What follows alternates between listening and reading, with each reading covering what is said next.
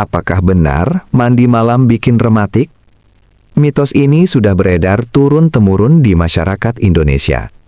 Di video ini, kita membongkar fakta medis tentang mandi malam dan kaitannya dengan penyakit rematik. Ternyata, suhu air dingin hanya memicu kontraksi otot dan sendi sementara, bukan menyebabkan rematik permanen.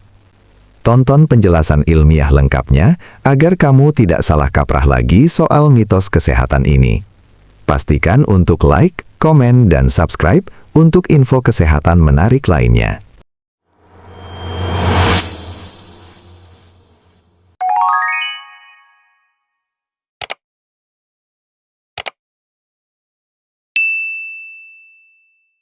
Seumur hidup kita sering dilarang mandi malam karena takut rematik. Padahal dunia medis punya penjelasan logis yang akan mengubah cara pandangmu sama sekali. Mari kita telusuri mitos yang sudah turun-temurun ini. Banyak dari kita mungkin sering mendengar omelan yang dengan tegas melarang kita menyentuh air di malam hari.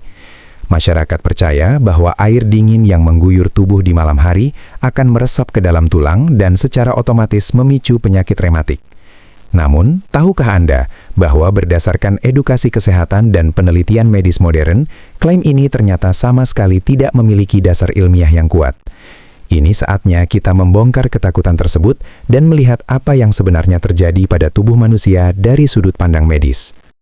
Menurut penjelasan medis, istilah rematik sebenarnya mencakup lebih dari 100 jenis gangguan pada sendi dan otot, dengan yang paling umum adalah rheumatoid arthritis dan osteoartritis. Penyakit ini bukanlah disebabkan oleh guyuran air dingin, melainkan karena faktor usia, genetika, atau kondisi autoimun, di mana sistem kekebalan tubuh secara keliru menyerang jaringan persendiannya sendiri. Proses peradangan kronis inilah yang merusak tulang rawan dan menyebabkan nyeri yang sangat mengganggu. Jadi, jika kita telaah secara mendalam, tidak ada literatur medis manapun yang menyebutkan bahwa rutinitas membersihkan diri dengan air dingin pada malam hari dapat memicu malfungsi sistem imun atau pengikisan tulang rawan secara tiba-tiba. Lalu, mengapa banyak orang merasa ngilu saat mandi malam? Jawabannya terletak pada respons fisiologis tubuh terhadap suhu lingkungan. Ketika tubuh terpapar air dingin, terutama di saat suhu sekitar sedang turun drastis di malam hari, pembuluh darah di bawah kulit akan langsung mengalami penyempitan secara otomatis. Ini adalah mekanisme pertahanan alami tubuh untuk menjaga panas inti agar tidak keluar. Bersamaan dengan itu, jaringan otot di sekitar persendian akan mengalami kontraksi atau menegang secara tiba-tiba. Kontraksi otot yang cepat inilah yang seringkali diartikan secara keliru sebagai serangan penyakit rematik. Padahal, itu hanyalah reaksi fisik sementara yang sepenuhnya normal. Mari kita lihat lebih dalam ke struktur anatomi kapsul sendi manusia. Di dalam setiap persendian kita, terdapat cairan pelumas alami yang disebut cairan sinovial. Cairan ini berfungsi layaknya oli pada mesin, memastikan pergerakan tulang berjalan sangat mulus tanpa gesekan. Berdasarkan penjelasan medis, suhu dingin dari lingkungan maupun air mandi dapat menyebabkan perubahan kekentalan pada cairan sinovial ini. Cairan tersebut menjadi sedikit lebih kental dan jaringan kapsul sendi di sekitarnya ikut mengerut untuk sementara waktu.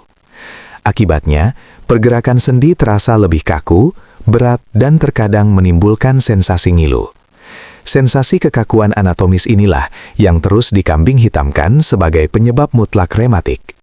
Namun, penting untuk ditekankan bahwa bagi mereka yang memang sudah memiliki riwayat penyakit rematik sebelumnya, mandi malam dengan air dingin memang dapat memperburuk gejala yang ada.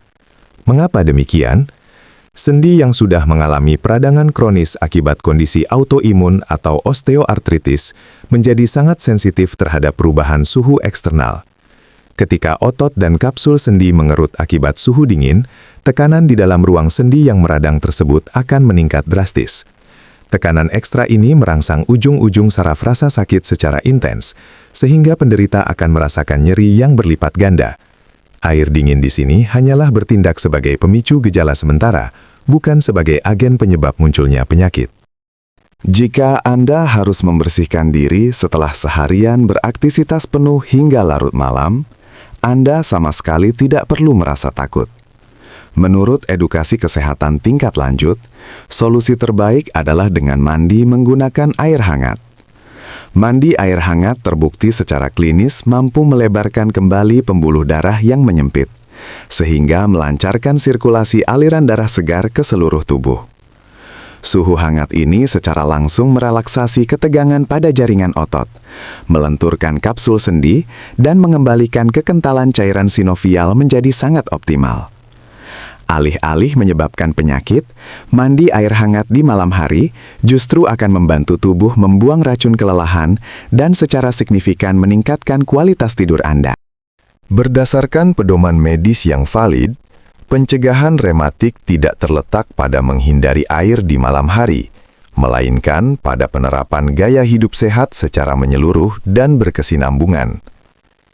Untuk menjaga agar persendian tetap prima hingga usia tua, sangat disarankan untuk mengontrol berat badan ideal agar beban mekanis pada sendi lutut dan pinggul tidak menjadi berlebihan. Selain itu, rutinitas olahraga ringan namun konsisten sangat krusial untuk memperkuat otot-otot penyokong sendi. Jangan lupa untuk selalu mengonsumsi makanan bergizi yang kaya akan agen antioksidan, seperti buah-buahan segar dan sayuran hijau. Nutrisi esensial inilah yang secara aktif melawan proses peradangan seluler dari dalam tubuh Anda. Kesimpulannya, mitos bahwa mandi malam dapat menyebabkan penyakit rematik adalah gagasan yang sepenuhnya keliru dan tidak terbukti secara klinis. Sensasi ngilu atau kaku yang Anda rasakan murni merupakan respons fisiologis normal, di mana otot dan kapsul sendi menegang secara sementara karena paparan perubahan suhu eksternal.